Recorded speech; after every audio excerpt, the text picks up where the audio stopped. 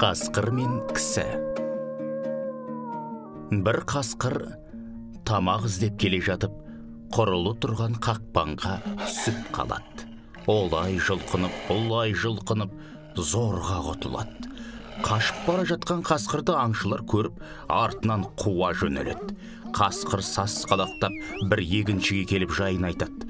Қайтсең де мені жасыр, ұмытпаспын жақсылығыңды, мені қабыңа салып арқалап жүре бер дейді. Қасқыр жылап тұрған соң егінші адам қабына салып алып, арқалап жүре береді. Кешікпей аңшылар мылтық қылышын жарқылдатып жетіп келеді. Кісіден сұрайды: «Қашып бара жатқан қасқыр көрмедің бе?» деп.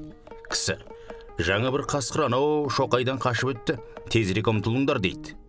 Аңшылар асып кеткеннен кейін егінші қаптың аузын шешіп қасқырға: «Жөніңе жүре бер, маған да бір жақсылық етерсің» дейді. Қасқыр қуанып секіріп шығып егіншіге: «Мен сені жеймін, қарным ашты» деп тап береді. Егінші байғұс сасқалақтап: «Ай қасқыр, бұның қалай? Мен сені өлімнен құтқарып алып қалып ем. Жақсылыққа жамандық етем екен, олай болса төрелетейік, қайсымыздікі жөн екен» дейді. Екеу керісіп тұрғанда қаңғырып бір жағынан түлкі келеді. Бұлар түлкіге оқиғаны бастан аяқ айтып шығады. Түлкі: «Жоқ сөзді айтпаңыздар, менен басқа біреу естісе күліп жүрер. Дорбаға үлкен қасқыр сыйт дегенге нанбайым, барып тұрған өтірік» дейді. Қасқыр мен кісі бұл рас деп керісіп болмайды. Түлкі қасқырға: «Қапқа кірмей сенбейім» дейді. Қасқыр сендірмекші боп қапқа кіргенде түлкі егіншіге: «Байла қаптың аузын, енді қимылдайтын кезің келді. Қане мен көрейін, күзді күні егінді қалай соғып жүрсің» дейді.